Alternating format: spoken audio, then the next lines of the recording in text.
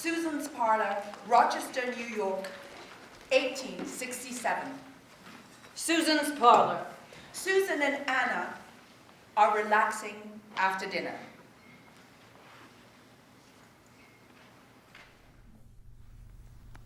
Did you make a feather cake for me? Yes, I wanted to surprise Oh, you. it's been so long since anyone's baked anything for me. I'm afraid I made a mess of it. It's rather collapsed in the middle, and I wanted everything to be so perfect for your visit. I never could get the hang of baking. Well, I can teach you what I know, now that we finally have a few days alone together. Susan, do you know what I really want to do? Oh, tell me, anything. What I really want to do is, now don't get mad. I want to go to Niagara Falls. Oh, Niagara Falls? Whatever for?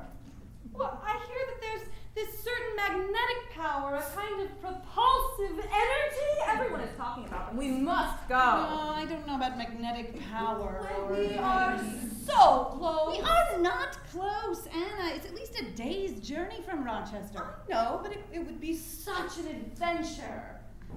Don't you want an adventure? I don't need an adventure. I've been on the road for months. I've had enough adventures for a lifetime. Yes, but not with me. It is true. I've been without you, my little chickadee. Oh, and I've missed you. Which is why it is so delicious to finally have you here. Yes. But let's make this a special occasion. Let's go see the falls. Just being with you here at home is a special occasion. When was the last time you were? I know, but I've never been so close. Oh, these past few months have been especially cold and lonely for me, my darling. Campaigning through these endless New England winters, and I couldn't help thinking that all this time we could have been together. You know how busy I've been, and I haven't been well myself. Oh, if only you had joined me rather than campaigning for those radical Republicans. Let's not argue about that again. Oh, you're right. We shouldn't argue. But still, wouldn't it be wonderful if we could join forces and... No! Do you know that every single candidate that I have campaigned for has won? No, but I'm not surprised. I always said you have a tongue of flame. You inspire everyone who comes near you. Susan starts loosening the ties on Anna's dress. The problem is that I lose every single campaign I get involved in, which is why I need your talent and enthusiasm on the road. You aren't losing because of a lack of enthusiasm, Susan. You're losing because you're working for an unpopular cause. Oh, don't remind me. The attacks are getting more vicious every day, and the anti-suffragists seem to be gaining momentum. Even some women are joining the opposition now. Oh, they're just supporting their husbands. Which is why women like you and me will never marry. No. But still, it would be nice to have a companion. Someone by my side to keep me warm at night. I get so worn down sometimes. I dream about you, you know. Susan starts to unbraid Anna's hair. I've missed everything about you. Your silky hair, your long fingers, that darling waist, your laugh. Now that you're here, I may never leave the house again. Oh, no, don't say that. We can still go to the Niagara Falls if we leave early in the morning. Next time, perhaps, my darling. You know that I leave for Kansas in a few days, don't you? It's going to be a long campaign. Why don't you come with me? Now that would be an adventure. Do you know? Kansas? Why, that's the very outskirts of civilization. The coffee tastes like turpentine. The bread, it's tougher than a pig's hindquarters. But darling, you know how important the Kansas referendum is. With you by my side, you are America's Joan of Arc, after all. The newspapers love you, the crowds love you, even the men love you. There are no real men in Kansas, only cowboys. People willing to live on the frontier are more adventuresome, more willing to try new things. So what if they're a little less well-groomed? But if we could win women's suffrage in one state, the others will surely follow. I tell you what, you come with me, help us win, then we can celebrate in Niagara Falls. But what if you lose? Let's just go to Niagara now. I have no intention of losing. Besides, with you by my side, failure is impossible. Not in Kansas, Susan. You know, I have heard. What? I heard that in Kansas. What? Even in Kansas, the radical Republicans are no longer supporting women's suffrage. What? That's impossible. It was the local Republicans who put both referendums on the ballot. One for Negro male suffrage and one for women. One Kansas senator put women's suffrage on the ballot. The rest of the state is putting funds to support Negro male suffrage only. I read it in the North Star just this morning. Oh, no. I was getting so busy getting ready for you, I didn't even look at the newspaper today. They said that women's time has not yet come. Nonsense! We will just have to work twice as hard then. Elizabeth will be coming, and you must as well. But Susan, I already told you, I need my independence. I can't just talk about women's suffrage day after day after day. Besides, the Republicans have been paying me very well, and I They are men, Anna. Of course they pay you well. That's because they're funded by other men. At any rate, they can afford to pay me, and you cannot. There is more to life than money, Anna. You have written me how very rough your travels are and how you barely have funds to eat properly. You can't expect me to live like that. And besides, since my father died, I have to support my mother and my sister. If you help fight for women's rights, your mother and sister will be able to earn their own keep. You must see that. Susan, stop. I am already committed. But if you are so impatient, why don't you talk to the Democrats? I hear that they're interested in the women's vote. They are only interested in giving women the vote in order to counteract the votes of Negro men. Anna, you know that I can't work with the party of the Confederacy. How can you even suggest that? Because it's your only realistic option if you insist on being so impatient. Impatient? We've been fighting for 20 years! Yes, but if you are willing to wait just a little longer, you will see. The radical Republicans will keep their promise and give women the vote, just as soon as Negro men get their voting rights. No, absolutely not. I agreed to stop organizing during the war, and we lost a lot of time. Now that the slaves are free, the time is right for universal suffrage. Women and Negro men should get the vote together. Look, Elizabeth and I have an appointment to see Wendell Phillips next month. He's one of the few Republicans who still supports us. Isn't he the executor of the Hovey Fund? Yes. Wait, how did you know that? I hear all kinds of things. Oh, so you must know that this will change everything. Hovey's will stipulates that once the slaves are freed, the rest of the funds will support women's rights. As soon as we get that money, I will be able to pay you handsomely. You can cancel your political tour and work with us. How long have you known Wendell? I first heard him speak when I was 15 years old. I swept the sidewalk outside the lecture hall just so I could pay for a ticket.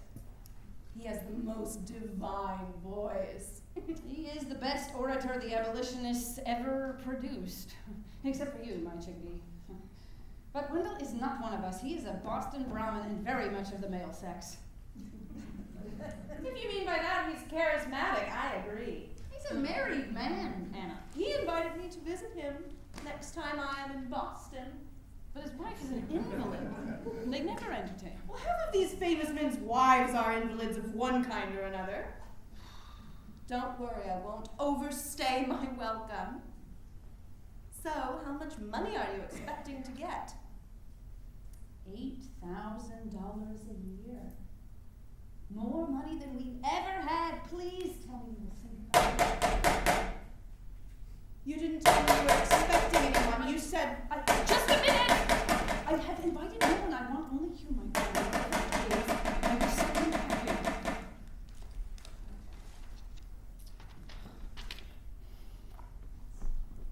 Miss Anthony, I know you are a conductor. Please help me. I was a conductor. There is no longer any... Please, you don't understand. My life is immortal. Who is this woman? Well, I must not be seen. This is my friend, Anna. You are safe. She cannot see your face, but... No, she must leave. Now!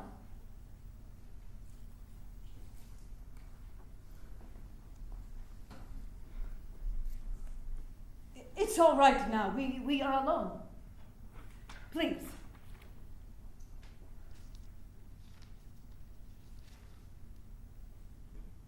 Mrs. Harris, what are you doing here? I am a fugitive wife, Miss Anthony. You must help me. But what has happened to your face? May I? No, I'm all right. I've got some salve. No, that I can- please, don't touch me. I'm used to this. Used to it. My husband. Your husband? Senator Harris did this? He's a tyrant at home.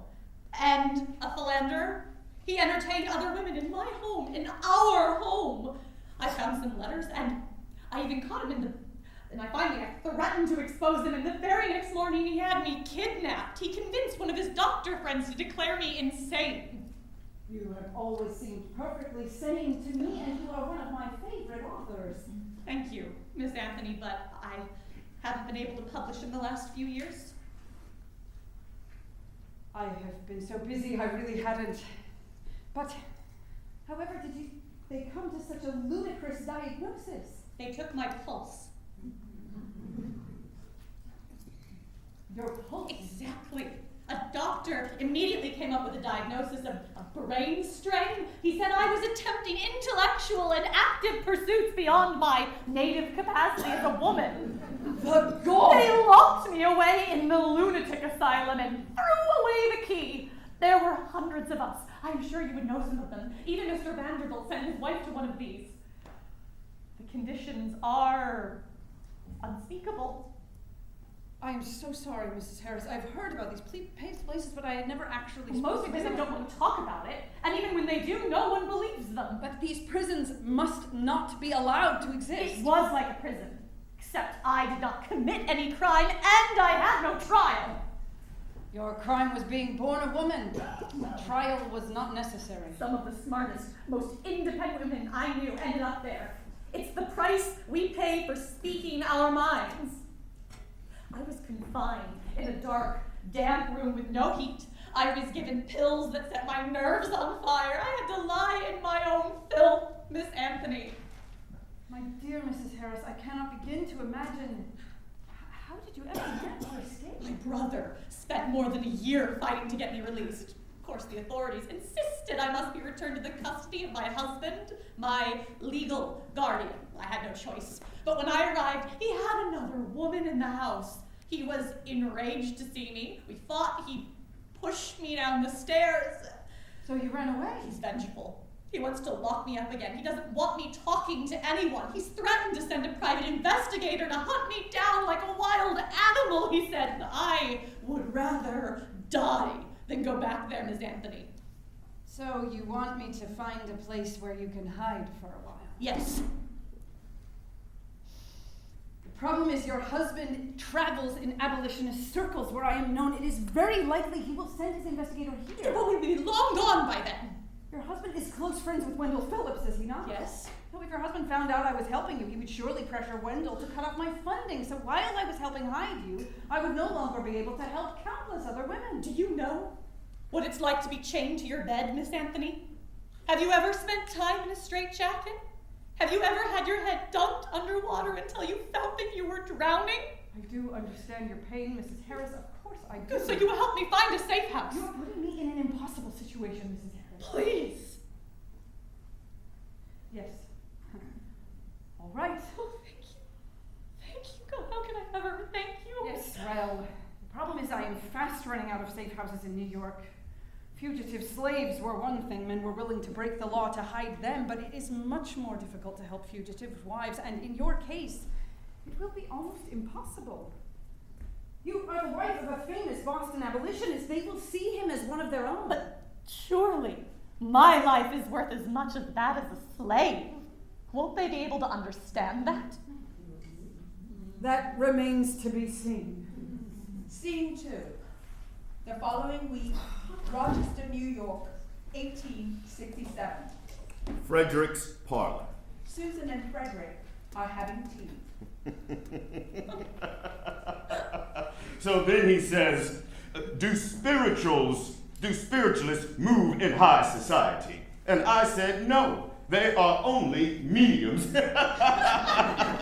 And we've been friends ever since. I'm not a fan of the spiritualists. Did I tell you about the time Elizabeth dragged me to see a medium? Why a woman as smart as Elizabeth falls for that claptrap is beyond me, but at any rate, the medium managed to dredge up my Aunt Gwendolyn, of all people. I told her I couldn't stand to be in the same room with Aunt Gwen when she was alive, and I will be damned if I will sit here and listen to anything she has to say now. And I got up and left right then and there. No, you did. I did. Sometimes I wonder about you, Susan. For a Quaker, you can be quite intolerable. How is your wife doing, by the way? I was hoping she could join us. She's developed neuralgia, rheumatism, and other mysterious ailments that the doctors can't seem to help with. Woman's problems. I am sorry. This will make my request all the more difficult. You have a request.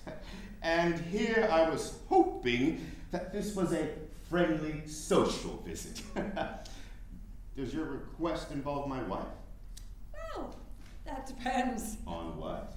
on whether you say yes or no. In that case, no. I can smell trouble a mile away, especially when you come bearing a plate of those ginger cookies.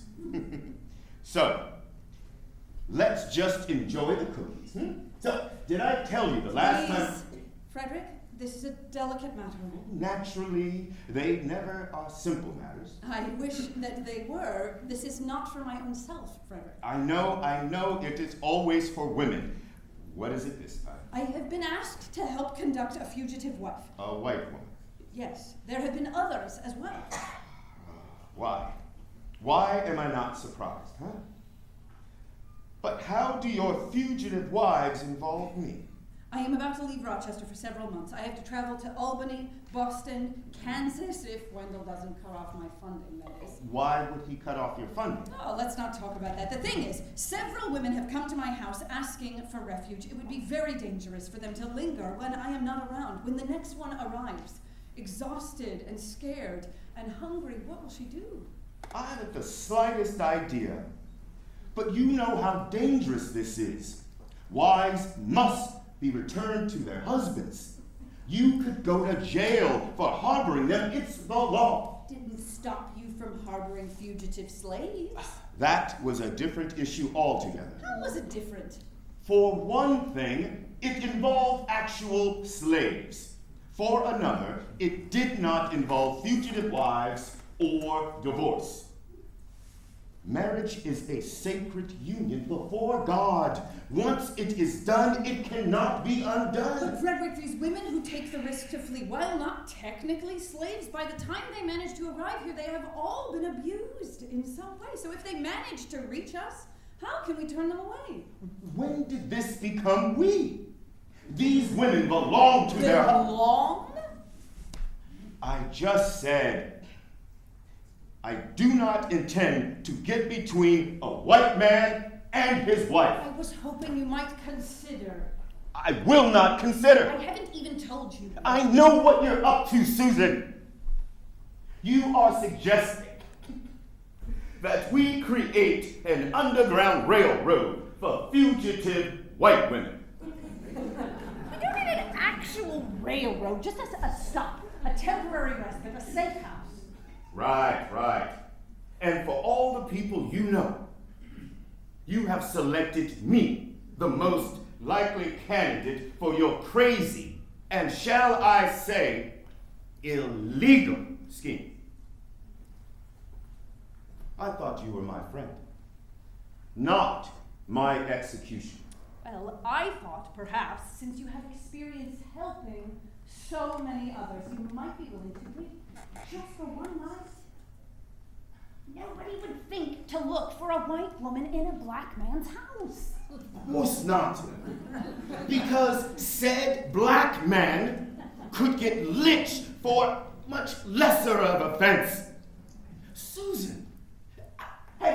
totally lost your mind. Hear me out, please. I wouldn't be asking if I had any other options. All of the women I know in Rochester have husbands or fathers who refuse to help. Because they are sane. They understand the consequences here. You already have 2 white women who have lived in your house for months at a time. Yes, but Julia is a British abolitionist with a lot of experience running a newspaper, the North Star. It wouldn't stay afloat without her. And Otel is a German journalist, is barely eking out a pittance. I get grief for both of them. But neither of one of them is an American woman, let alone a man's wife. But these are 2 white women who have been seen going in and out of your house for years. So it's not unprecedented. I've taken the liberty of writing to both of them. You did what? And asking whether they might be willing to start wearing veils the next time they visit. Veils? Yes. That way, the fugitive wives, who are always hidden and veiled, could easily be confused with one of them when they arrive. So you went behind my back and wrote to 2 of my closest friends before even talking to me. I wanted to think it through first to see if it might work, and they both said they would be happy to help. I'm glad to hear it. But this is my house, not theirs. Elizabeth has told me how you spoke up in favor of women's suffrage back at Seneca Falls, when her own husband fled town rather than be embarrassed. So because I was willing to risk and stick my neck out 20 years ago, you are asking me to put my life on the line now? Just let them shelter here for 1 night, and then they can continue on to Canada or the Western Territories. You are putting me in an unspeakable position. This will put my entire family at risk, let alone myself. Just last night, my wife told me how much improvement is needed on my temper and my disposition. Not to mention my performance as a husband and a father. This will be the last straw. She would not even agree. Frederick, please. These women are running for their lives. They're fugitives from violent and abusive husbands. Would you help if they were black women? I do not countenance the idea of divorce or support rebellious wives who run away from their legally wedded husbands. I cannot help you, Susan.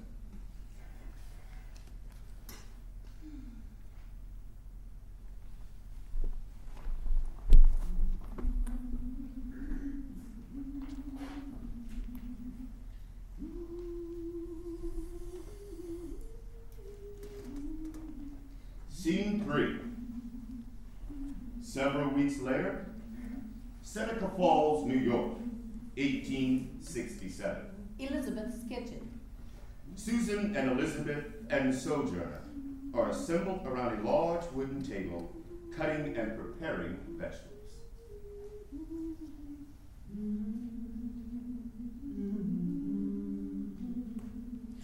Wade in the water, wade in the water, children, wade in the water.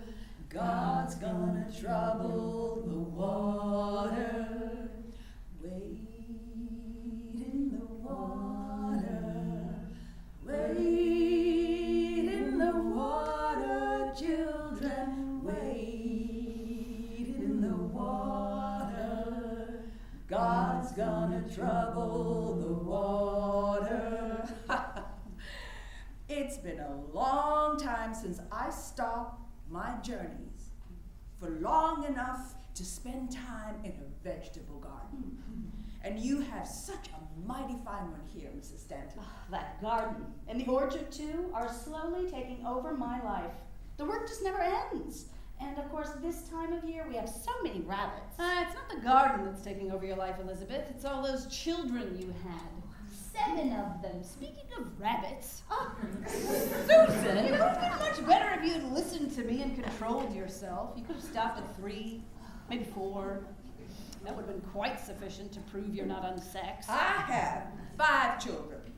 I would not give one of them up for anybody or anything. But 7? Every time a speech needs writing, I must come up here and take care of that entire litter just so Elizabeth can get some work done. It is not the best use of my time. I suppose there are some benefits to being unschooled. I have never had to waste any of my time sitting down and writing. I just go about my business, and when the time comes to speak, I'll wait until the Lord moves me. Well, you have a heart of love and a tongue of fire. But the Lord stopped talking to me a long time ago. Elizabeth prepares her speeches meticulously, like a lawyer, which she would have been had she not been born a girl. If you ask me, all the big trouble of the world came from those who could read and not from those who could not. There's something to be said for that. But still, it is important to be able to read and write. I used to be a school teacher. I could teach you to read if you'd like. No, thank you kindly, Miss Anthony. I find that white women have no interest in an educated black woman. They do love to hear me talk about slavery, though. You've seen how they come out for my sermons. You are a great preacher, but wouldn't it be even better if you could read the Bible yourself? I like to keep my mind clear. Leave space for God. I don't need to be cluttering things up. Do you believe in God, Miss Anthony? Do you make time for prayer?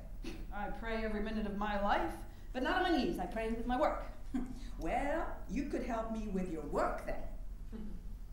I have been hearing that you and Mrs. Stanton only want educated folk to be allowed to vote. By my reckoning, that ain't right. Can I see through a politician as well as somebody with his nose in a book? You are the exception, Sojourner.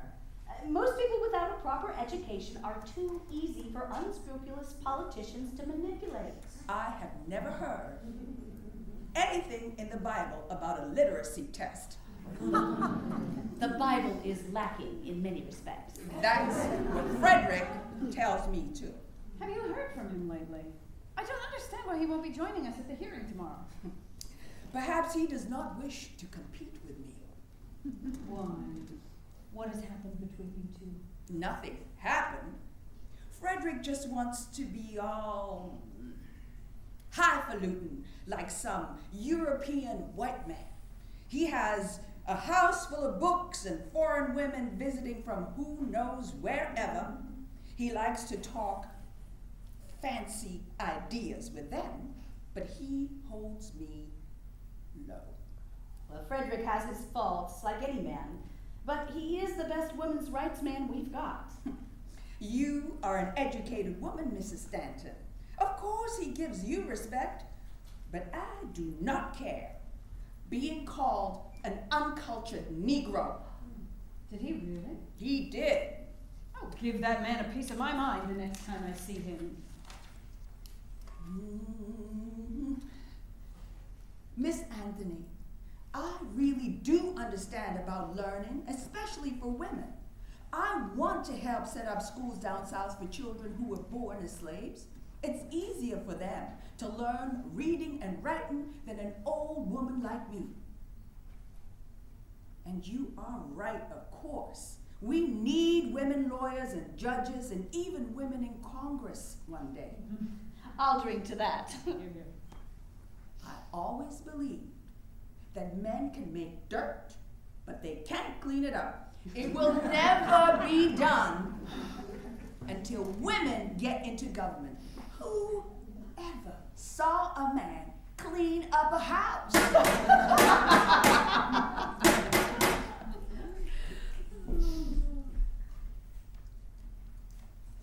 Elizabeth returns with a large stack of papers. That was Matilda with the last of the petitions. We now have 28,000 signatures. More than we need to deliver to those senators tomorrow.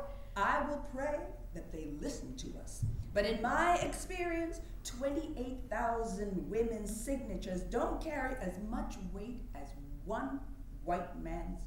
Scene 4. Albany, New York, 1867. State Senate hearing room. Honored senators, our existing New York Constitution opens grandly. No member of this state shall be deprived of any of the rights secured to any citizen thereof. Now, had the white male left the Constitution just there, it would have needed no amending. But, unfortunately, in that one grand burst of eloquence, he exhausted all of his generosity. Because he then immediately wrote the second article, which disenfranchised all the women and all the Negroes not worth $250, more than half the people in this state. Having thus cleared the deck, he proudly walks up and down and said, "We, the people of the state."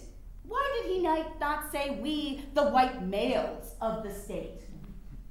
The white male who so pompously parades himself in all of our codes and constitutions does not recognize women and Negroes as his equals.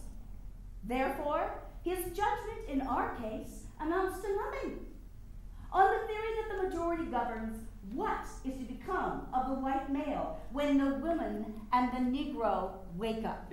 That is all very well and good, Mrs. Stanton, but you know that the bullet and the ballot go together. So my question to you is this. When you women get the vote, are you prepared to fight? Yes, we are ready to fight, just as you fought in the last war, at the point of a quill pen.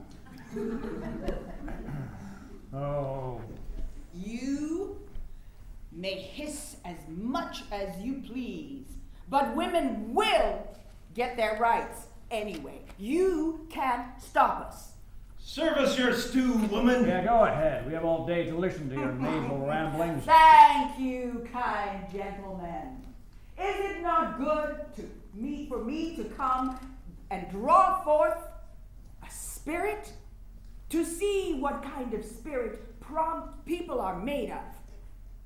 I see that some have got the spirit of a goose, and some have the spirit of a snake. I am a citizen of New York.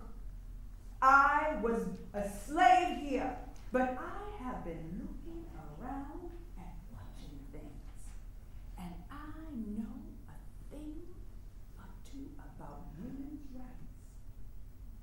I am sometimes told that a woman ain't fit to vote. And I'm told, why? Don't you know a woman has 7 devils in her? 7 devils ain't no account. A man has a legion in him. Yeah, did you hear that? That woman has spent her entire life in New York. We've never had any plantations here. Of course not, but I do believe that she believes she was a slave. Scene 5. The next day. Same hearing room. Our committee has deliberated with much care regarding all the testimony. As part of our new constitution, we are pleased to announce that we will remove the $250 property qualification for black men. On the other matter, this committee cannot recommend an extension of the elective franchise to women. However defensible in theory, we are satisfied that public sentiment does not demand and would not sustain an innovation so revolutionary and sweeping, so openly at war with a distribution of duties and functions between the sexes as woman suffrage. The idea is simply too radical and would upend social and domestic life in our great state. Scene 6. The next evening, Boston, 1867. Susan and Elizabeth arrived directly from the train station. What a surprise. I wasn't expecting you until next week. My wife is away visiting her mother, so I have nothing to offer you in the way of refreshments. Could we perhaps meet another day? We must talk now. We are leaving for Kansas in the morning. But it is almost the dinner hour. I have plans. What is so important that it You have been one of our staunchest allies, Wendell, yet when we were in Albany, we heard that you have just made an about-face on women's suffrage. In fact, we heard that you are now writing a draft of the 15th Amendment that supports male Negro suffrage only. Well, the fact is that after much reflection, I have come to believe that this is the Negro's hour. As Abraham Lincoln said, one war at a time. So it's true? And when exactly did you have this change of heart? It happened gradually. I cannot recall the exact day.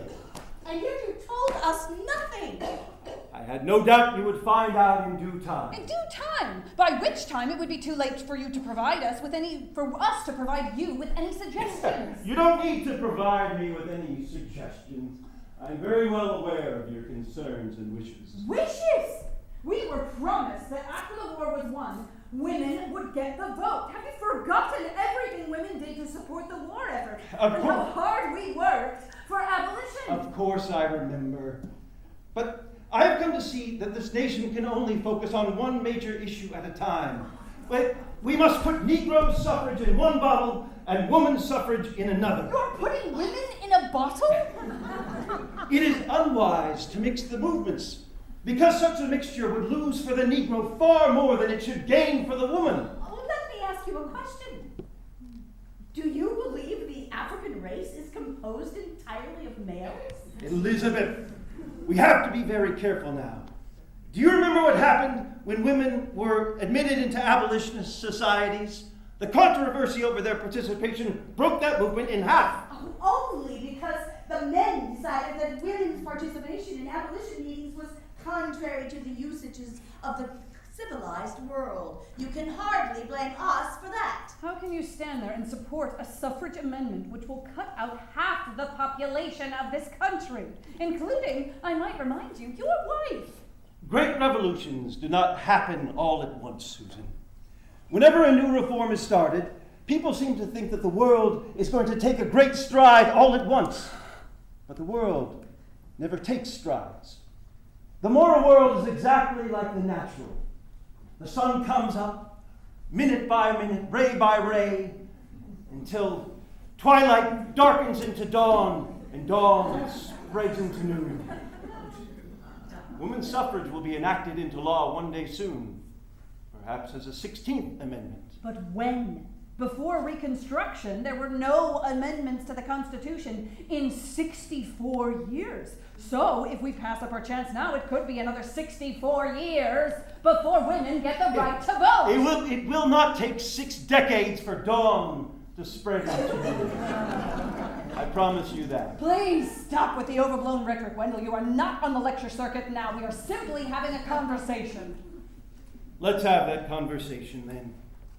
Surely you see how the 14th Amendment has been subverted in the South. The Negroes have been given their freedom, but they still have no political rights. Woman, on the other hand, is educated, influential, walking down the highway of society, wielding all her power.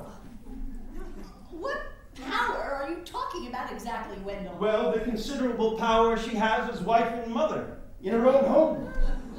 The woman's sphere has considerable power. She can talk to and influence her husband, and he can vote to represent her interests. Her interest is to vote. I disagree. Most women in this country are not agitating for the vote. You just need to sit back a little. The truth is, we simply don't have the vote for women's suffrage. And how do you know that, as no vote has been taken? We know that Negro men will vote Republican since the Democrats are the party of the slave power, but there are 3 million Negro men and 10 million women. If we give women the vote, Southern women will surely vote with their husbands, and the Confederacy will take over our government. Do you two want to be responsible for President Robert E. Lee? I don't think you can assume that all Southern women will vote with their husbands any more than all Negroes will vote for Republicans. It's a pretty safe bet, believe me, I know. So, once the Republicans have a majority in Congress and the presidency, what incentive do they have to offer the vote to women in the future? Trust me, your time will come. But for right now, it is selfish for women to oppose the rights of others. No. No, no, no. It is men who are selfish here. It was easy for northern white men to fight slavery because they had no slaves. But now, you are unwilling to embrace women's rights because it would impact your own dominance at home. That's what is really going on here. You with all your fancy talk. I am not the enemy, Elizabeth. Please be careful. And you know that personally I believe women should have the same rights as men. But you have taken the movement way beyond common sense positions. And yes, some men are uncomfortable with your position on divorce, for example, and free love. Why are you so sensitive about divorce, Wendell? Surely your marriage is a happy one. Of course it is, but that's just the thing. Marriage affects men as much as women. So divorce is not a woman's rights issue. Your ideas are simply too radical and too early. You must be patient. We have been patient since the Republic was created. How much more patient do we need to be? 100 more years if men have anything to say about it. Wendell, we just have one other small... No, there's no more time. I have a dinner The Holy engagement. Fund. That money should have been released to us months ago. If you will just give us that check, we will be gone. Well, the Hovey estate, this is not the best That's time. exactly what you said the last time we met, but the terms of the will are clear. Once the slaves are emancipated, the rest of the money is to go for women's rights. Yes, but you see, until the 15th Amendment is passed, the Hovey Fund must be used for Negro male suffrage. Dear God. When did this happen? You have failed to inform us about this I was also. fully intending to tell you. You don't understand. Our coffers are absolutely empty. How are we going to pay for Kansas? We've already started... That was presumptuous and premature. Charles Hovey made me the executor of his estate, and I have the final discretion on how that money will be used. And you ask us to trust you? Elizabeth, let's go. We are finished here. Now there is one other quick matter. There's nothing more to talk about. Good night. Mr. Harris. He is very concerned about his wife. She was last seen going into your house. I haven't been to my house in weeks. Come, Susan. You know that helping a fugitive wife is illegal. It is only illegal because men write the laws to suit themselves. Do you know that it was perfectly legal for Mr. Harris to imprison his wife in an insane asylum for 2 years and then to push her down a flight of stairs? He did not push her down any stairs. She must have tripped or slipped. Now, Susan, you are putting me in a very difficult position here. When you help a wife escape from her rightful husband... Rightful husband? You speak as though she is a slave or a piece of property. I am sick to death of hearing this rant from you. To turn marriage into a mere business proposition would turn the world into one vast brothel. Oh, so you are conceding finally that marriage is a legalized form of prostitution. I am conceding no such thing. You know that my marriage is one of equals. Oh, would you be willing to trade places with your wife then? That is ridiculous. You know that my wife is very ill and... She became ill right around the time you got married, didn't you? I don't recall the exact time. Ah. What are you suggesting, Elizabeth? I'm suggesting that the confinement and restrictions of marriage might have something to do with your wife's illness. Has it not occurred to you that men's dainty notions of womanhood have made females into such hothouse plants that half of them are now invalids? I can't help but notice that while many of my married friends have succumbed to mysterious and undiagnosable illnesses, delicately diagnosed as hysteria, My single friends, such as Susan here, are as strong as oxen. You are hurting your cause, Elizabeth. This time you have gone too far. No. This time, Wendell Phillips, you have not gone far enough. Wendell, darling, you were supposed to wake me half an hour ago. Anna, who has just woken up, thinks Wendell is alone. Sweetheart, we're going to be late. Scene 7. Several weeks later, Kansas, 1867.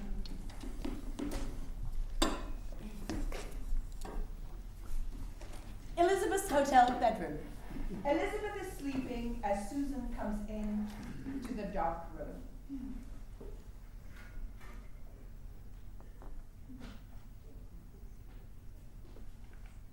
No, what? What is it? What time is it? 3 a.m. What are you doing here? Go away. I can't sleep. No, I was dreaming. I can't sleep. You never sleep. But I need my sleep. I need so much sleep.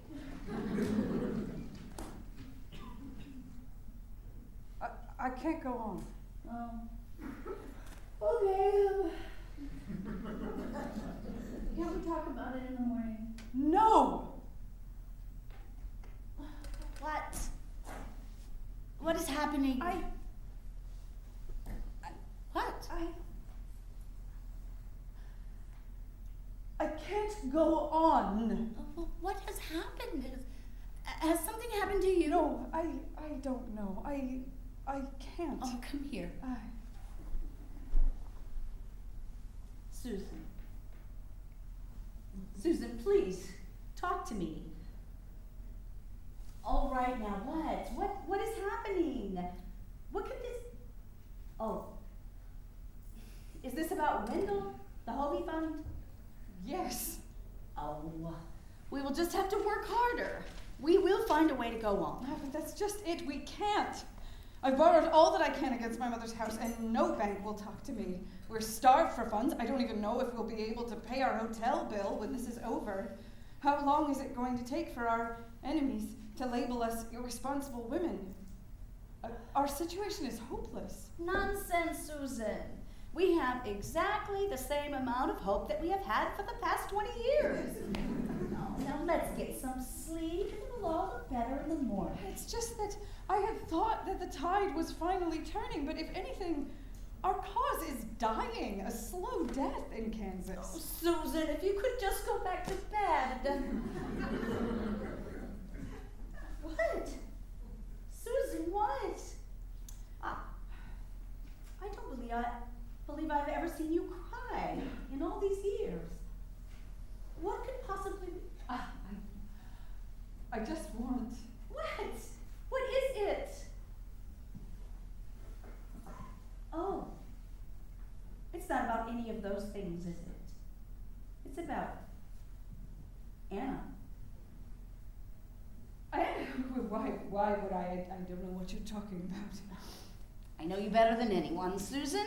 I am only sorry it has taken me so long to see. See what? Anna is like a niece to me. Oh, you have had many nieces, Susan. I have seen them come and go, but I hadn't realized that Anna... but of course, Anna is different. Very powerful, magnetic even, and very headstrong like you. You feel a very passionate affection for her, don't you? You have no right to judge me. Oh, I am not judging you. You have chided me often about the repercussions of my moments of pleasure. Far be it from me to deny you love and affection. I am not prudish about matters of the heart. I prefer men myself, but even I can feel Anna's charm. It's just... I had been hoping that Anna would take my place in the struggle when the time came. I have invested so much in her. I let her braid my hair. I thought she felt... we understood each other in so many ways. She even spent Christmas at my house last year. So that is why why you didn't come to our house last Christmas. I was in a teetotal collapse of the heart. The defeats, the jeering, the endless hostility. Anna was the only one who could soothe me. When I nestled my heart next to hers, I could feel my soul come back to me.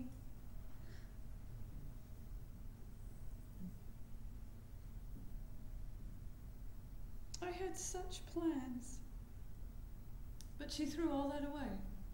And then to see her in Wendell's house is more than my old heart can bear.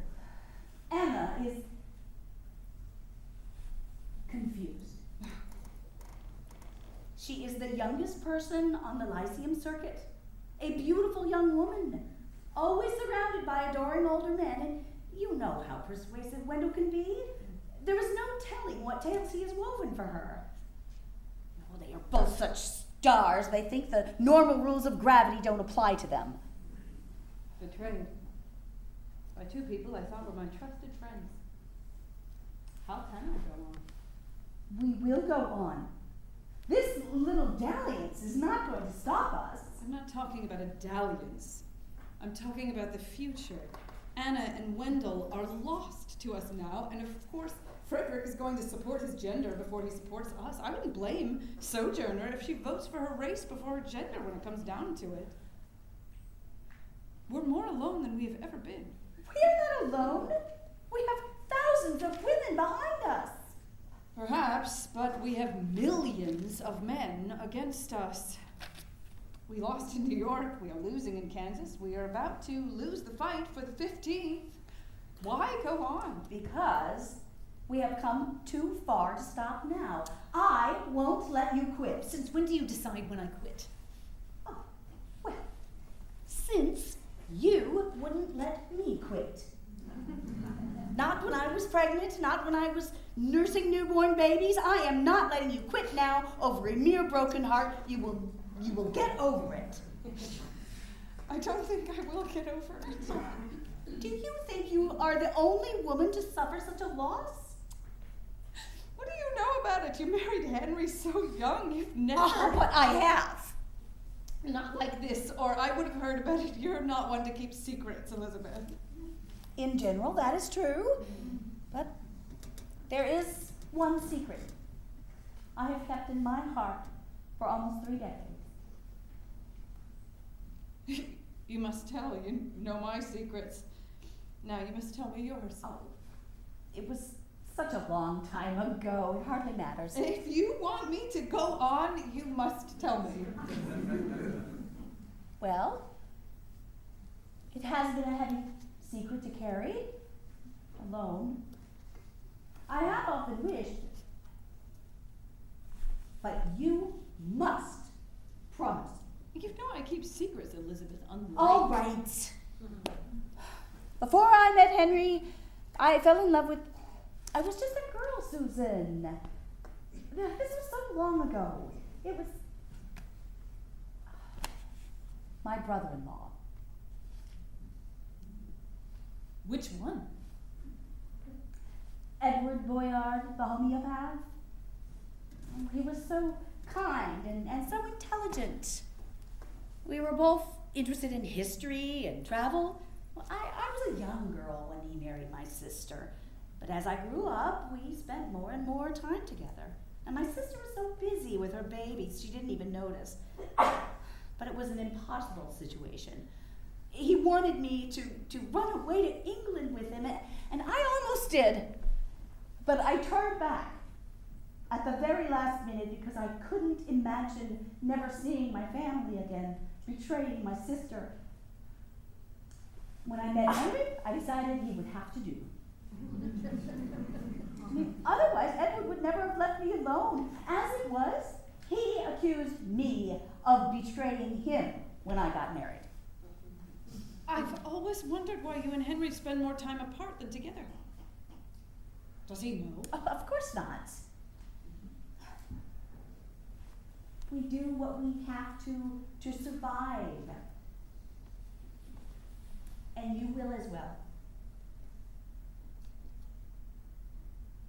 How long? How long for what? before it stops hurting. It never stops. I still can't be alone in a room with Edward all these years later. But most of the time, I am able to focus my attention elsewhere. On the children, on the cause. You've managed not to betray your sister, despite your own desires. But I have been betrayed, and our cause has been betrayed. Where is left for us to turn?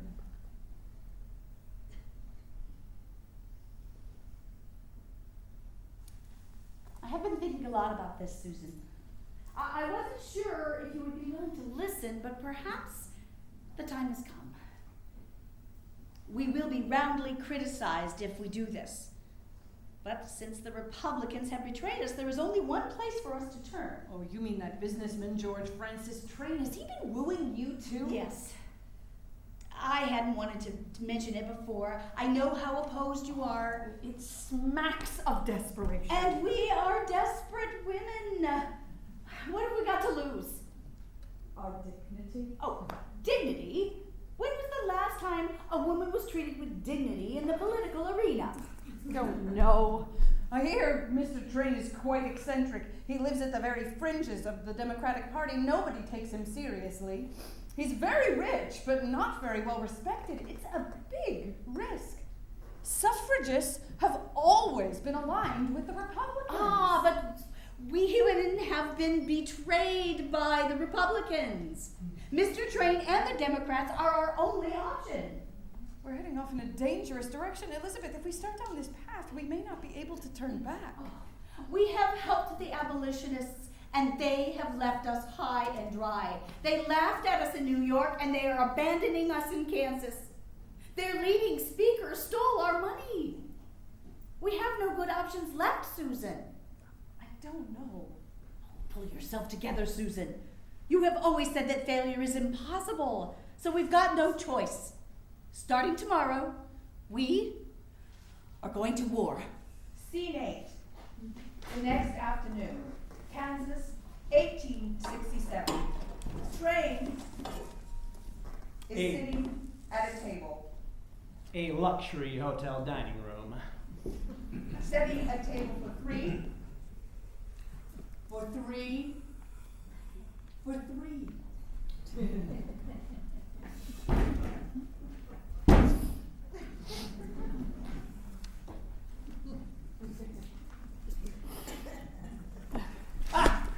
Mrs. Stanton! Oh, what an unbelievable honor!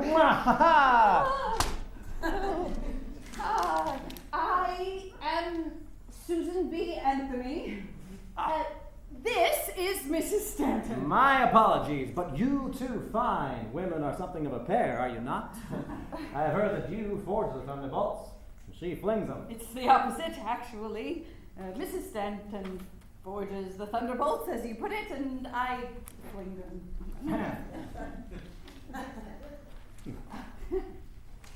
Indeed, it is such a tremendous honor to meet you both.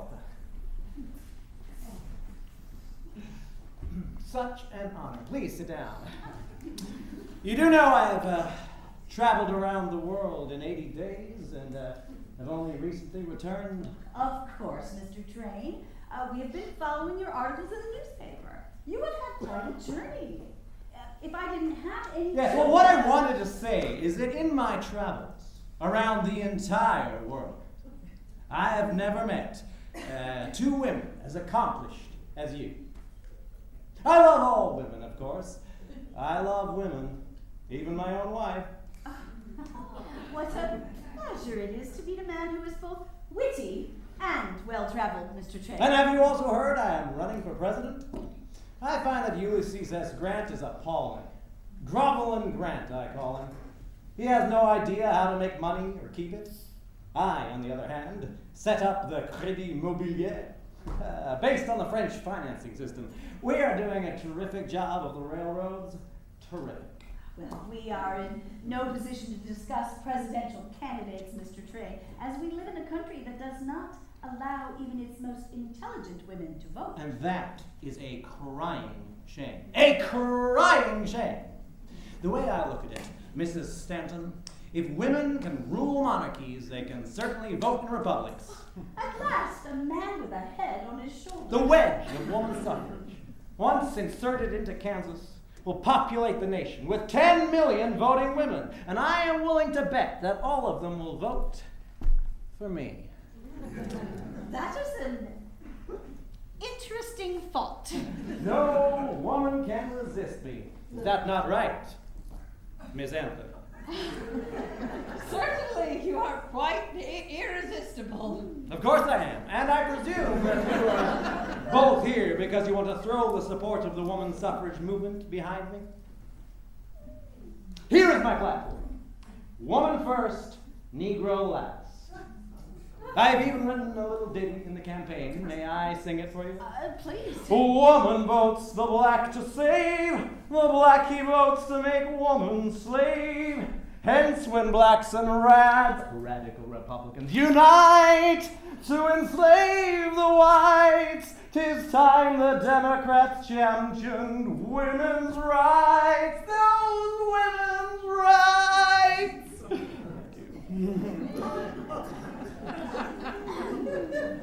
Mr. Train, we prefer that women and Negroes get the franchise together. We are fighting for universal suffrage. Yet you would not have the Negro go through the gate before you. Oh, of course not. We need to go through together. There are 2 referendums in Kansas, and we support both. But as you know, those rabid, rascally, radical Republicans are putting their support behind the Negro only. They do not intend to let women get to the promised land in Kansas. Democrats, on the other hand, are happy to help fair ladies, such as yourselves, as long as you leave those Negroes behind. Kansas is a very open-minded state. I believe they can support both referendums. Let us work together to ensure that beauty, virtue, and intelligence has precedence over muscle, color, and ignorance. If we can agree on that, I am willing to campaign with you until Election Day. You will travel in my private coach and stay in first-class hotels and eat in fine dining establishments such as this one. We've never had the budget for that. In fact, we barely have enough money. Cost is no object. I am a very rich man. Very rich. If you agree to my terms, I will finance the rest of your Kansas campaign very handsomely. Newspaper ads, petitions, lecture halls, even paid staff to canvass voters. I can easily spare $100,000 for your cause, but you must let me know immediately so I can adjust my schedule and my budget.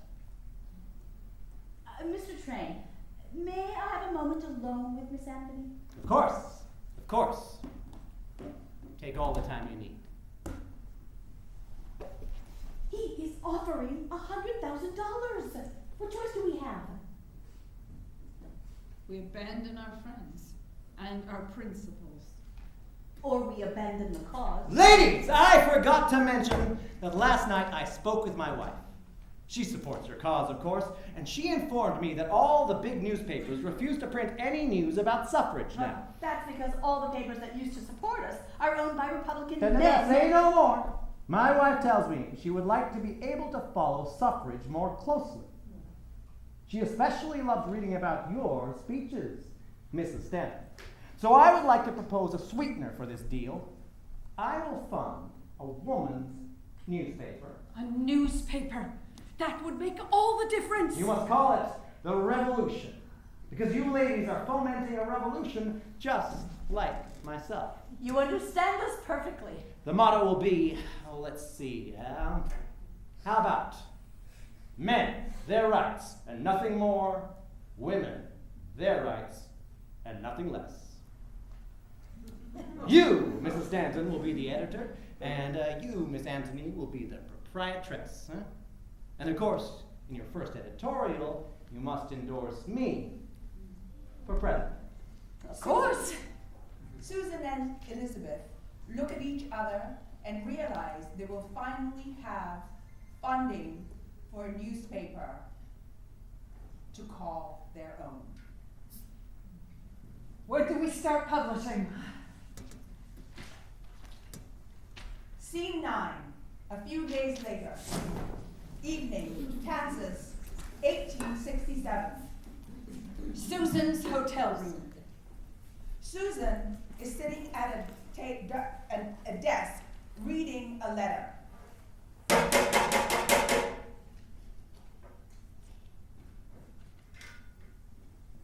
My darling, you have come back.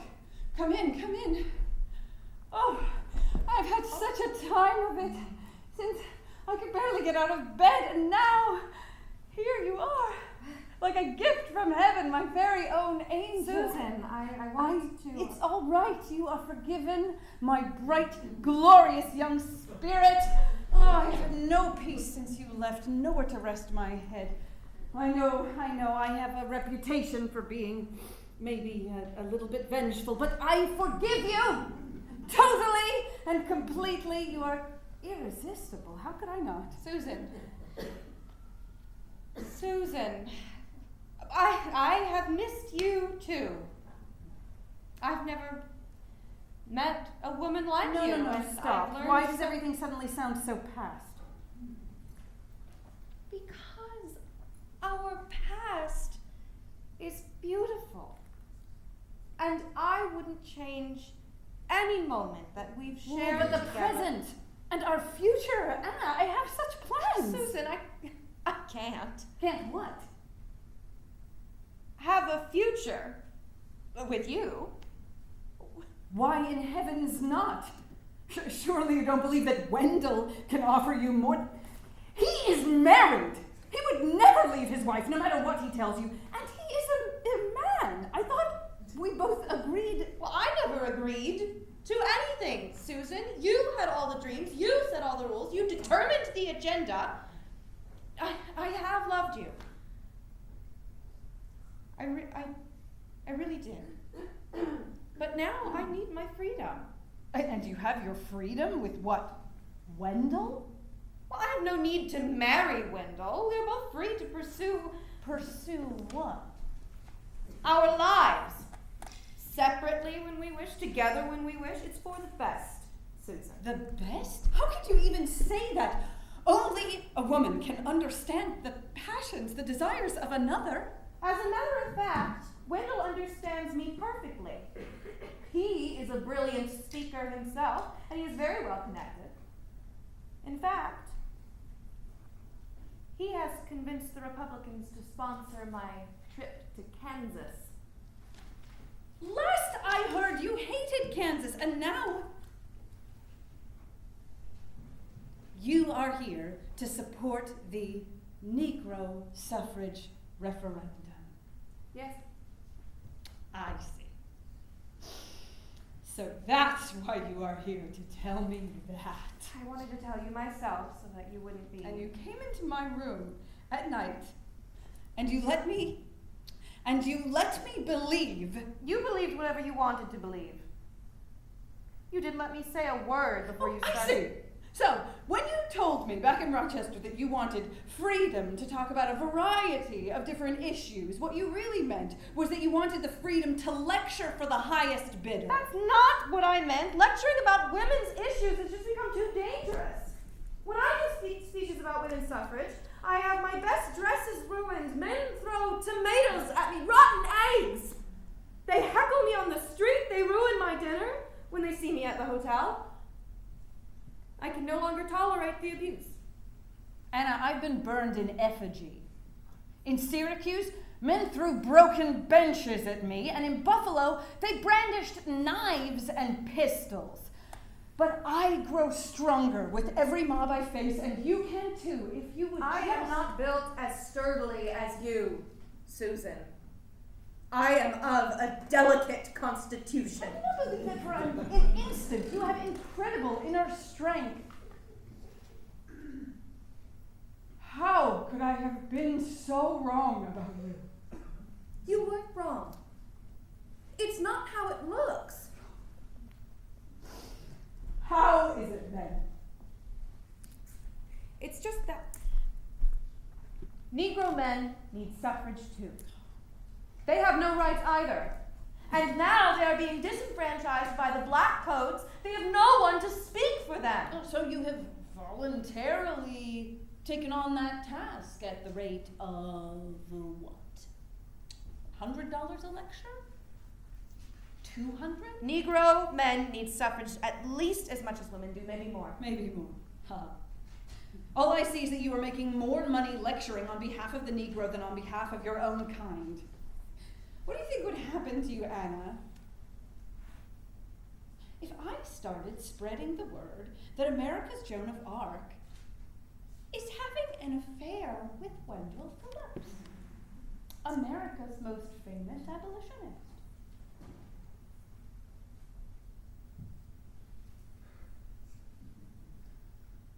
No. Susan, you wouldn't do that.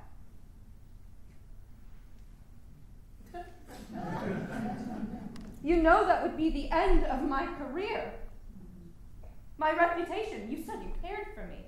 Cared for you? The punishment for adultery is prison. Surely they would want to make an example of you. Perhaps if you are very lucky, you would be allowed to go home and live out your days with your mother. Wendell's career would go on, of course. Men never suffer when it comes to free love, but your lecturing career would be. You said you wouldn't be vengeful with me, Susan. You said. Past tense. Just like you. I just received a letter from Wendell's wife. I don't know what she wants, but I will pay her a visit on my next visit to Boston. I might drop a hint or two. She will confide everything in her sister, and her sister, God bless her, is the best gossip in Boston. I won't have to lift a finger. You are not the only one who can spread vicious rumors. I can tell people about your nieces. Think how your enemies will love that tasty tidbit. If word gets out about your true love of women, it would set your precious cause back 50 years. That is enough. Get out! My voice, my lectures, they're all I have, and I will do anything to protect them. I will keep your dirty little secret, but if I hear that you have spread nasty rumors about me, I will destroy you. I am not going down alone. Scene 10. The next morning. Kansas, 1867. The hotel dining room. Susan is sitting at a table, waiting for Elizabeth. Miss Anthony? Jack Winthrop from the Daily Kansas Tribune. I wonder if I might ask you a few questions? Oh, I have only a few minutes. I'm expecting be quick Mrs. then. Stanton to join me. Someone placed an announcement in our newspaper, and our editors are somewhat confused. We would like to be able to explain what this means to our readers. Did you not write an editorial last week? Yes, here we are. It will be said that the husband provides for the wife. Yes, he keeps her as he does a favorite horse. Please, let me explain. And did you not also write, when I think of all the wrongs that have been heaped upon womankind, I feel I shall go stark raving mad. Are those your words, Miss Anthony? Actually, Elizabeth Cady Stanton wrote that. People often confuse us. Yeah, I see. But how about this? The male element is a destructive force, stern, selfish aggrandizing, loving war, violence and acquisition, etc., etc. Oh yes, breeding discord, disease, and death everywhere it goes. I don't have all day, Mr. Winthrop. I fail to see what Did you evidence not this has to place do- a wedding announcement in our newspaper this very morning, Miss Anthony? Or was that also Mrs. Stanton? I did place the announcement, yes, but I can't for the life of me see the need for this ambush. My editors disagree. They simply want to know how a woman, an avowed spinster who has remained unmarried for so many years, and who has nothing but rage and disdain for the male gender, how such a woman would suddenly decide to get married. That is between me and my fiancé. I don't see how But Miss it's any business Anthony, of... you are the morning star of the women's rights movement. You have always said you were married to the cause. Surely your followers have a right to know the reason for this sudden turnaround. Well, Mr. Stinson has been a good friend and neighbor to me over many years, and he has been wooing me for quite some time. Neither of us is getting any younger, so I thought perhaps the time has come. Even spinsters and confirmed bachelors deserve some happiness. Don't you agree, Mr. Whitlaw? Winthrop. Will you continue working for women's rights after you become Mrs. Richard Stinson? Mrs. Stinson? Whatever gave you that idea? I will always be Susan B. Anthony, and I will be working for women's rights until the day that I die. I see. Do you have a photograph of Mr. Stinson? I'm in the habit of keeping photographs of my beaux, Mr. Winterhopper. Winthrop. If you want a photo, you will have to send a photographer to Rochester. Beaux? You are surprised?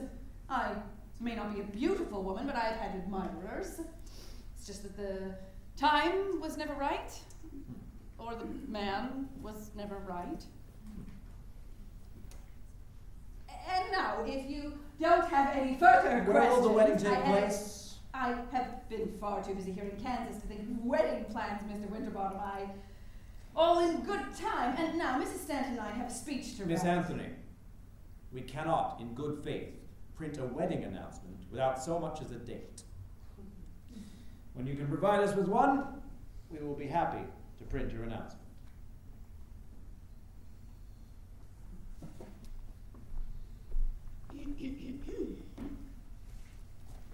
Wedding plans?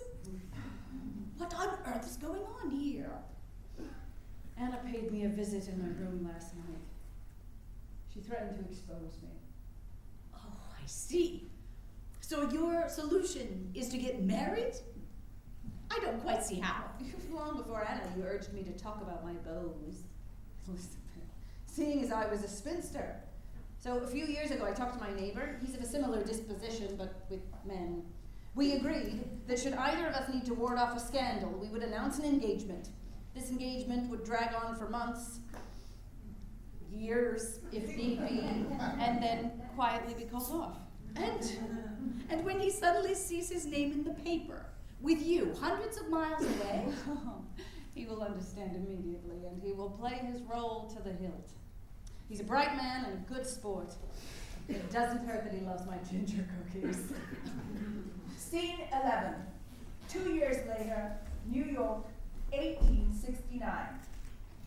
The offices of our newspaper, The Revolution. Frederick has just arrived to find Susan and Elizabeth frantically putting the paper to bed. no, this is not a good time. As you can see, we have our hands full with the revolution, and we have to get ready for the American Equal Rights Association convention tomorrow. Please, Frederick, come back next week. That's not possible. We are actually here to discuss the convention. Whatever he's discussing can be handled at the meetings. That's just the thing. It was suggested that this might be less difficult for all involved if we did it in private. Do what? I was asked to meet with you. This is a very, very delicate matter, and I am simply the messenger. Can't you see that we are frantic with work here? Just out with it. All right, yes. Well, you and I have been friends for a very long time. English, Frederick. Say it and get it over with. All right, then. There is really no way to soften. A number of key AERA members are requesting that you step down as chair of tomorrow's conference. Absolutely not. On what grounds? Many reasons. Your unremitting opposition to the 15th Amendment, for one, to start. No, I will not step down. We created the AERA to unite the abolition and women's suffrage movements, but clearly that was a mistake. Elizabeth, I told you. Susan, we are all in this together. The abolitionists are white men. I stand corrected, but you are not proposing. But are you not proposing that a treacherous white male chair this meeting on universal suffrage? I will not have it. That is like asking the fox into the henhouse. Do you know what our lead story in the Revolution is this week? It is about the upcoming execution of a poor innocent woman who was first raped by her employer, then thrust out of his house when he discovered she was with child. I think I have heard something about it, We yes. heard about it because we started writing about it.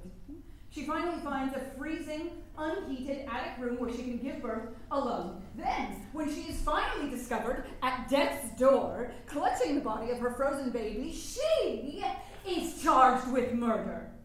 Not her employer who raped her, not the landlord who refused her proper lodging. This poor young woman is the guilty party. It is a terrible tragedy. But this is not the reason. Was this woman tried by a jury of her peers before being condemned to the gallows? No, she was not, because her peers are forbidden from serving on juries. Who serves on juries? Men! The same men who want to take over our convention. Susan, please! Let's not get carried away with side issues now. Side issues? You're calling the upcoming execution of an innocent woman a side issue? We're trying to save her life here, and you are keeping us from very important work.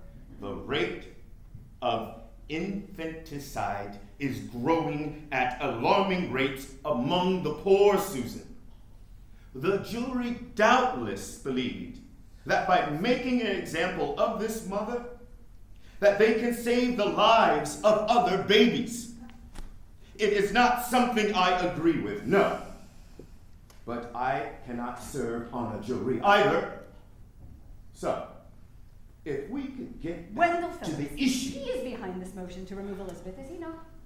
Well, the thing is, there are several members Do you who know how many miles I have traveled this year? 13,000.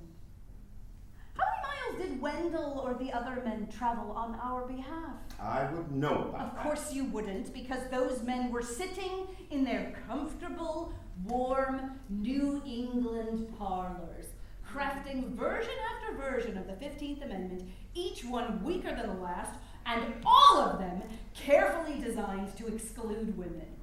I understand that you are unhappy, but it seems to me that the goals of the AERA are more important than the role of any one person. So I am asking lecture me on the goals of this organization, Frederick.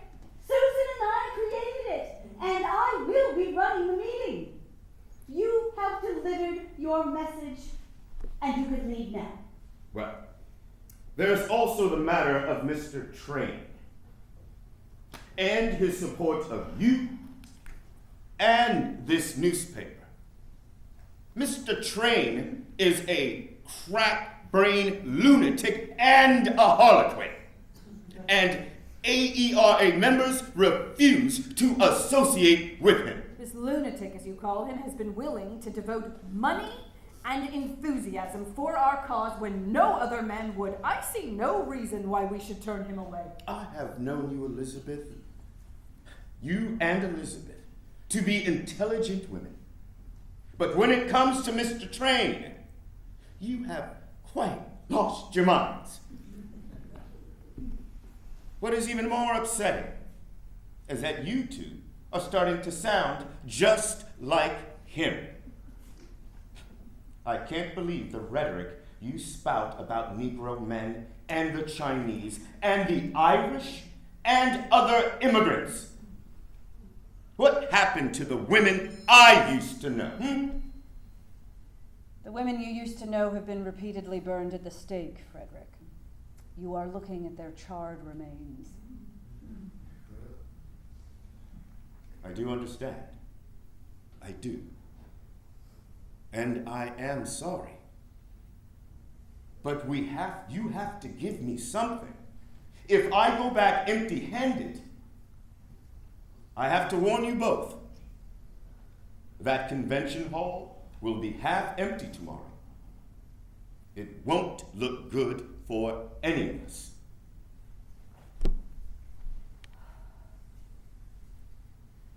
All right.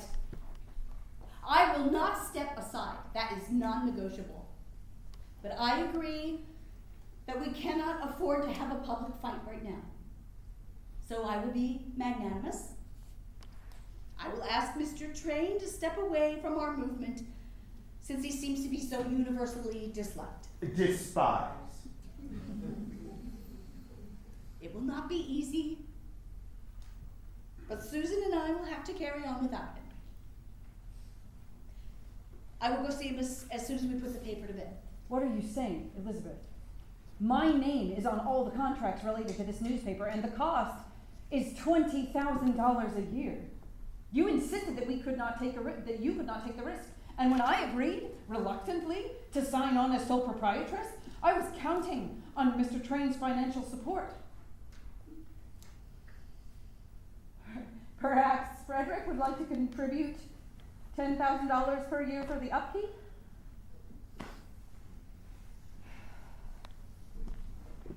How am I going to manage? The Revolution is still a new paper, but it's getting excellent reviews. Women will find us, and our circulation will grow. You can't be sure of that. Right now we only have 2,000 subscribers. We will need 5 times that many to break even. We will sell more ads. You will find a way. You always do. And what if I can't? What if this perpetual poverty of our cause never ends? Oh, this newspaper is all I have left. It is the only newspaper in the country that is woman-operated. Where do you propose that our women printers get jobs, Elizabeth? And where will all our female writers get published? Unlike all of you, I have no children. This newspaper is my baby. Losing the Revolution is like losing my soul. If this newspaper folds, I will hold you both responsible. This newspaper has been my baby, and you are both complicit in strangling it.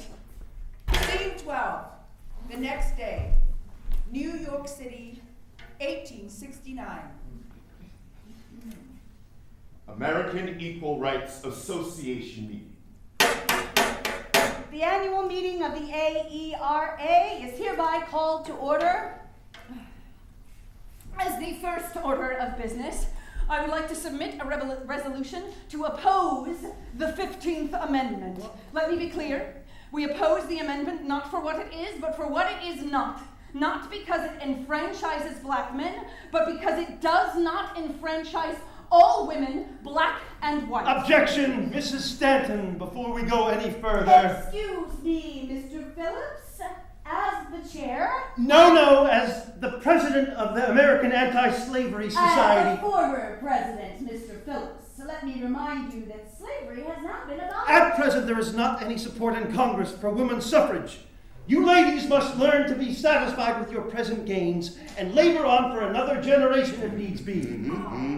The best women I know do not want the vote. And who would the best women be, Mr. Phillips? Are you talking about your wife, or are you talking about your mistress?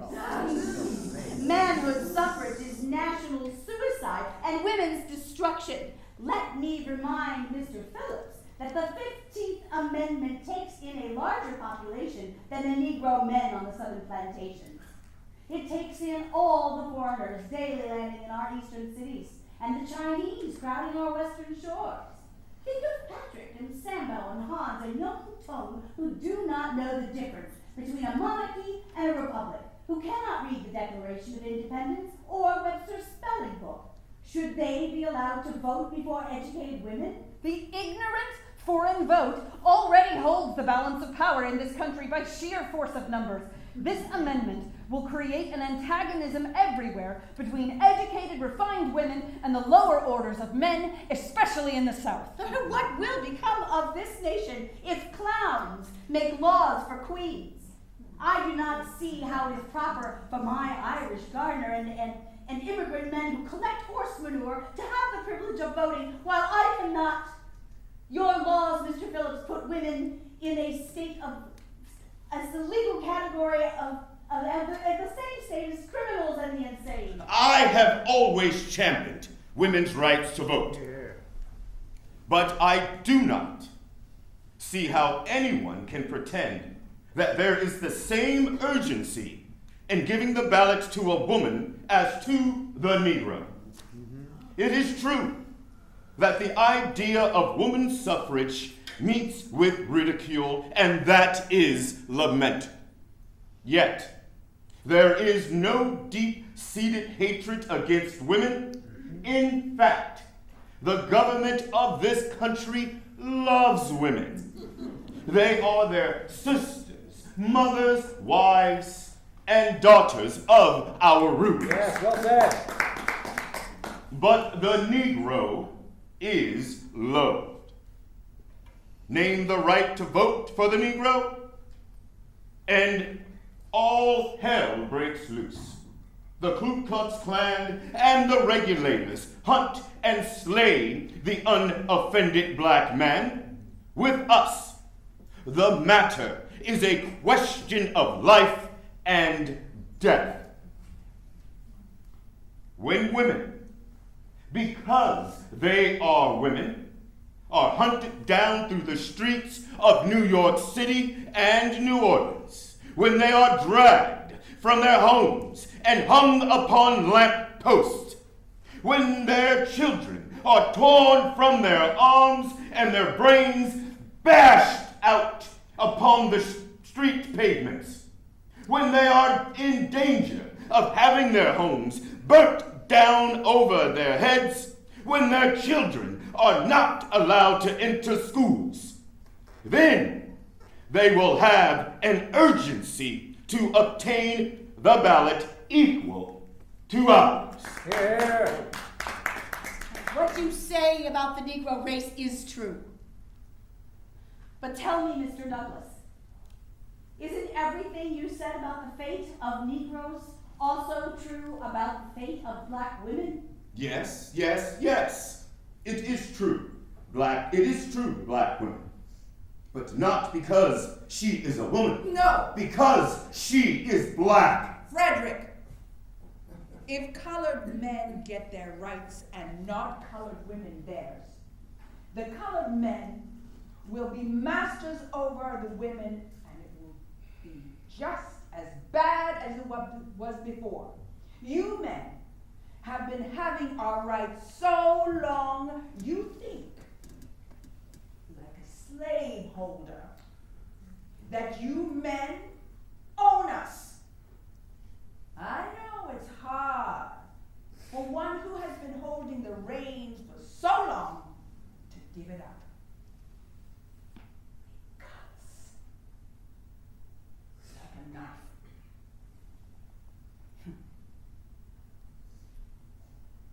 It will feel all the better when it closes up. Mr. Douglass talks about the wrongs of the Negro, but with all the outrages that he today suffers, he would not exchange his sex and take the place of Elizabeth Cady Stanton. Mrs. Stanton sits at the table of a white man every night. I am sure she makes her opinion very clear to him, and at great length, on every possible occasion. And then, after taking her views into consideration, her husband can vote her interest at the ballot box. Yes. No, if that were true, my husband would have supported women's suffrage back at Seneca Falls. I disagree with my husband on a regular basis. And what of unmarried women, Mr. Douglass? I can assure you that when women can vote and write laws, they will make sure that women get equal pay for equal work. In order to survive, a woman should not have to choose between marriage or prostitution. I agree with Miss Anthony. What we want is a little money. You men know that you get as much again as women when you write or what you do. When we get our rights, we shall not have to come to you for money, for then we shall have a little money in our pockets, and maybe you will come to us. Now, women do not ask for half the kingdom. We just want our own rights. There are laws in most states that give men, not mothers, control over disposition of their children. Here in the North, there are also Ku Kluxes who take children away from their mothers and separate them as completely as if done on the auction block. Woman has an ocean of wrongs too deep for any to plummet, and the Negro, too, has an ocean of wrongs that cannot be fathomed.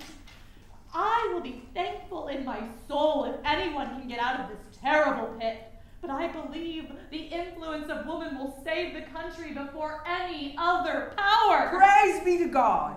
We have been so down low for so long that nobody thought we could get up again.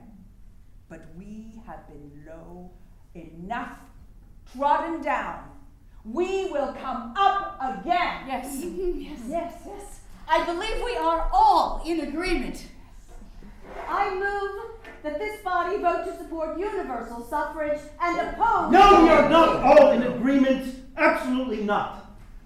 But since Mrs. Stanton insists on her doomed agenda, I move that Mrs. Stanton be removed as chair.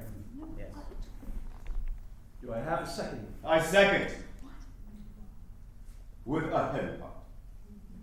All in favor? Aye. Aye! Kick Kick her out! Kick her out! Kick her out! Kick her out! Let me Kick check her this. out! Kick her out! The motion is defeated! Yes. Is it actually defeated? Susan, stop! You are outnumbered. You cannot change the arc of history. Watch me! The motion is defeated! Scene 13. 2 years later, 1872. The Office of the Revolution. The office is in the process of being dismantled. The furniture is covered. Typewriters and tools are sitting in boxes. Piles of newspapers are sitting on the floor. There is a funereal feel to the place. When did it all go so wrong? When God created Adam. Seriously, I told you I would cut off my right arm rather than lose the revolution, and now... Oh, Susan, stop this. We will survive. We have survived worse. No, nothing we have faced has come close to this loss. Please don't be so maudlin. Maudlin, I am simply stating cold, hard facts. All the newspapers, all the male newspapers, are still closed to us. No one will print our letters, our announcements, or our editorials. On top of everything else, we now have been stripped of our voice. That is true, yes. But all is not lost. Why don't you start planning for the next National Women's Suffrage Association meeting now? I know it's months away, but think of it as your new baby. The first national organization run by women, for women. Organizing will take your mind I'll off. take my mind off. Have you not read today's New York Times? These young whippersnappers, jealous and envious women who were in diapers when I started my work, had the gall to call me an autocrat.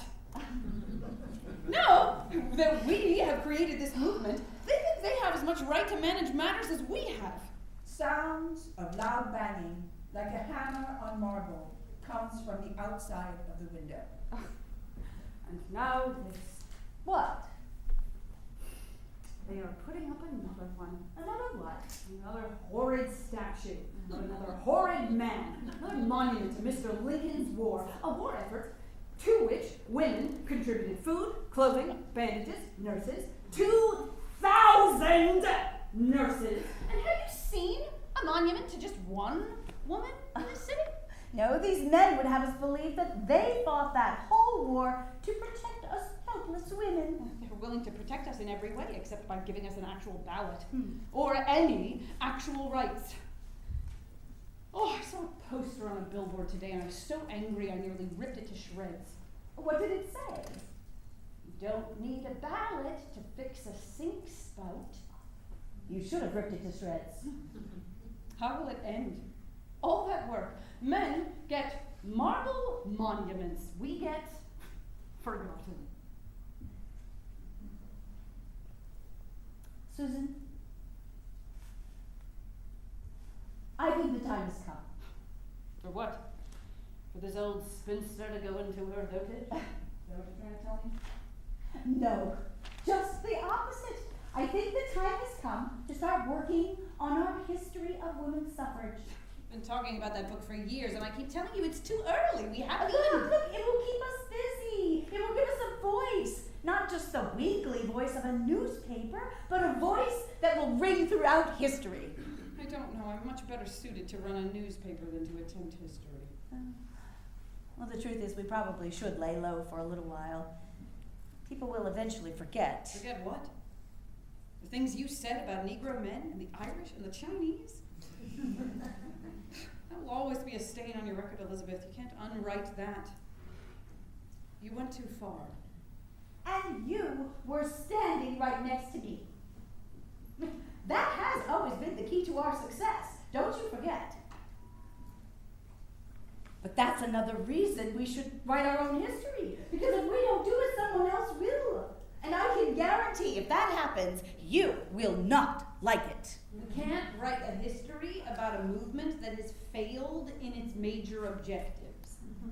We haven't won suffrage, that's true, but we have accomplished a lot. Women can speak in public now. With a minimal amount of harassment. And some colleges admit women. Yeah, I suppose some of the western states have granted women property rights. In some places, they can even vote in school board elections. And the world is still spinning on its axis. But women had never written a history before, certainly not a women's history. That's exactly why we should do it.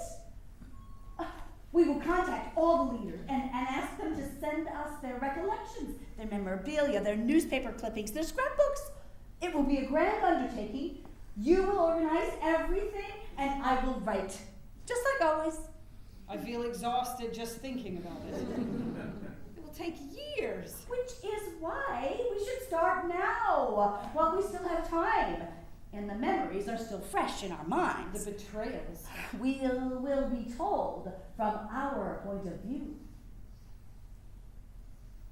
Where will we start? Should we go back to Abigail Adams or the Grimke sisters? No. We must start with Seneca Falls. That's where our story began. Yes, of course. Your famous Declaration of Sentiments. We hold these truths to be self-evident, that all men and women are created equal, but What? I wasn't there. Nobody remembers that. Oh, people always. We will let them assume. Remember, we write the history, and we will tell it the way we want it told. What about Anna? What about her? Oh, she was close to your heart, but she never committed to our cause. She will not go into our history, and she will be forgotten. Sometimes at night I still... Susan, it's time to move forward. All the broken promises. Hers.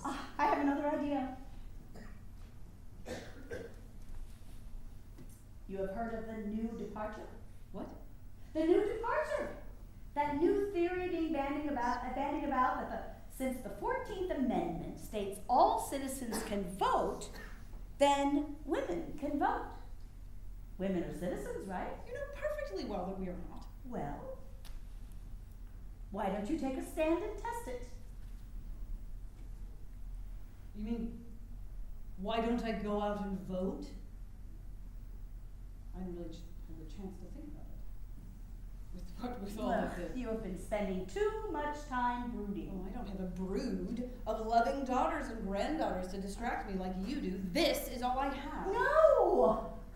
All is not lost. We must do this. You mean I should risk jail and do it? Yes! You are a single woman, and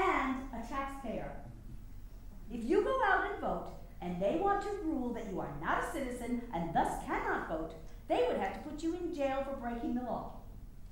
And you would plead taxation without representation. You really think we can pull this off? Oh, why not? You have never backed down from the threat of jail time.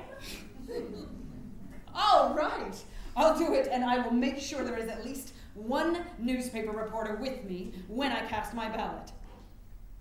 The chance to see Susan B. Anthony in chains? For that, I think we can still get newspaper coverage. C14. 1 year later, Rochester, New York, 1873. Circuit Court, Northern District. Susan is on the witness stand. The defendant, Miss Susan B. Anthony, will please step forward. The Honorable U.S. District Attorney for the Northern District of New York will now make his concluding statement. May it please the court and the gentlemen of the jury. In November of 1872, there was held in this state a general election. The defendant, Miss Susan B. Anthony, resided in the city of Rochester, and upon that day she voted for a representative for Congress. At that time, she was a woman. I suppose there will be no question about that. The law states that a woman is not a citizen and therefore cannot vote. As such, we respectfully request that the jury find Miss Anthony guilty of voting. The prisoner will step forward. Has the prisoner anything to say? Why sentence shall not be pronounced? Yes, Your Honor, I have many things to say. My every right, constitutional, civil, political, and judicial, has been trampled upon. I have not only had no jury of my peers, but I have had no jury at all, as you dismissed the jury and entered the plea yourself. Step aside, Miss Anthony. I cannot allow you to argue the question. I shall not stand down. I shall not lose my only chance to speak. The court cannot listen to a rehearsal of arguments. The prisoner's counsel has already consumed 3 hours in presenting. May it please Your Honor, I am not arguing the question, but simply stating the reasons why sentence cannot, in justice, be pronounced against me. Your denial of my citizens' right to vote is the denial of my right of consent as one of the governed, the denial of my right of representation as one of the taxed. The court must insist the prisoner has been tried according to the established forms of law. Yes, Your Honor, but by forms of law all made by men, interpreted by men, administered by men, in favor of men, and against women. The only chance women have for justice in this country is to violate the law, as I have done and as I shall continue to do. Miss Anthony, please desist. I do not ask the clemency of the court. I came into it to get justice, and having failed in this, I demand the full rigors of the law. I demand a jury of my peers, or even a jury not of my peers, as you will allow no women on your jury. I have had enough.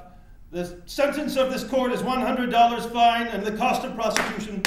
May it please Your Honor, I shall never pay $1 of your unjust penalty. All I possess is a $10,000 debt incurred by publishing my paper, The Revolution. The sole object of this paper was to educate all women to do precisely as I have done. Rebel against your man-made, unjust, unconstitutional forms of law. I shall persist in urging all women to heed the old revolutionary maxim that resistance to tyranny is obedience to God. Madam, the court will not order you imprisoned until the fine is paid. Your Honor may imprison me at any time, but the fine will not, I repeat, will not be paid. 120 years later, Washington, D.C., Senate Judiciary Committee hearing on the nomination of Ruth Bader Ginsburg. It's a sad part of our history, Senator Specter, but the 14th Amendment did not change the status of women. The leading feminists of the day, Susan B. Anthony and Elizabeth Cady Stanton, campaigned against the ratification of the 14th Amendment because it allowed a system to persist in the United States where women couldn't vote, they couldn't hold office, and if they married, they couldn't hold property in their own names. To quote Sarah Grimke, an early abolitionist and feminist, "I ask no favors of my sex. All I ask of our brethren is that they take their feet off our necks.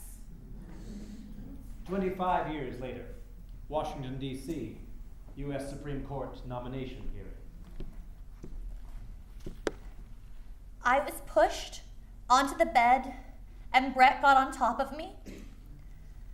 I believed he was going to rape me. I tried to yell for help. When I did, Brett put his hand over my mouth to stop me from yelling. That is what terrified me the most and has had the most lasting impact on my life. It was hard for me to breathe, and I thought that Brett was accidentally going to kill me. Both Brett and Mark were drunkenly laughing during the attack. They seemed to be having a good time. What I remember is the laughter.